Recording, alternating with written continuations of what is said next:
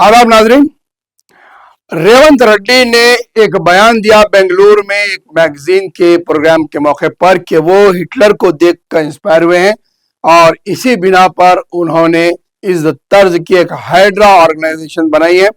एक ऐसी ऑर्गेनाइजेशन थी जो हाइड्रा के नाम पर हिटलर के दौर में काम करती थी और उसी तर्ज पर उन्होंने हाइड्रा बनाया है। ये इमारतों को नस्ल नाबूद करती है और बुफर जोन, एफटीएल जोन के नाम पर गरीबों के मकानात पर बुलडोजर चलाए जाते हैं हिटलर के तर्ज पर। यानी कि रेवंत रेड्डी ने अपने आप को हिटलर की शक्ल में देखना शुरू कर दिया है और वो ये बताना चाह रहे हैं, ये मैसेज उन्होंने अपोजिशन को और तेलंगाना की आवाम को दिया है कि मैं आज के दौर का हिटलर हूं।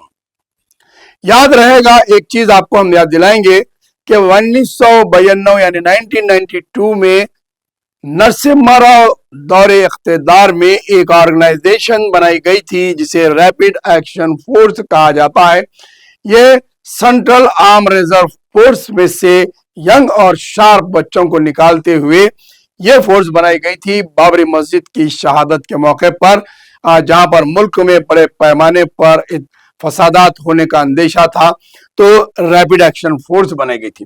यह फोर्स भी उसी तर्ज की है जो जर्मनी में एक आरएएफ हुआ करती थी, जिसे रॉयल एयर फोर्स कहा जाता है। और वो रॉयल एयर फोर्स भी इसी तर्ज पर दूसरी जंग आजादी के बाद बनाई गई थी। जर्मनी और इंग्लैंड के दोनों के इश्तराक से आरएएफ बनाई गई थी और उसी को देखते हुए नरसिम्हा राव ने आरएएफ बनाई और आज रेवंत रेड्डी हिटलर को देखते हुए उसी तर्ज की एक ऑर्गेनाइजेशन बना है जिसका नाम है हाइड्रा। इस हाइड्रा का काम भी बुलडोजर चलाना है, रैपिड एक्शन फोर्स का काम मशीन गन्स चलाना है और फिर हिटलर की जो तंजीम थी उसका काम भी मशीन गन चलाना था।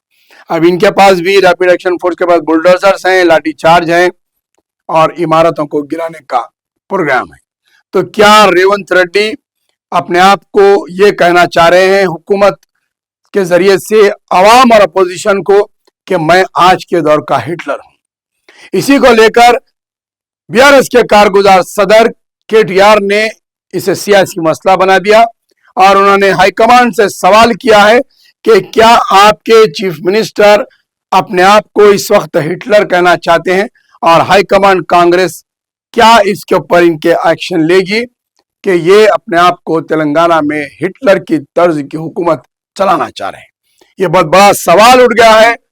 बीआरएस की जानिब से रेवंत रेड्डी के इस बयान को लेकर सारे मुल्क में सियासत गर्म होने लग गई है कि तेलंगाना के चीफ मिनिस्टर अपने आप को हिटलर कहने लगे।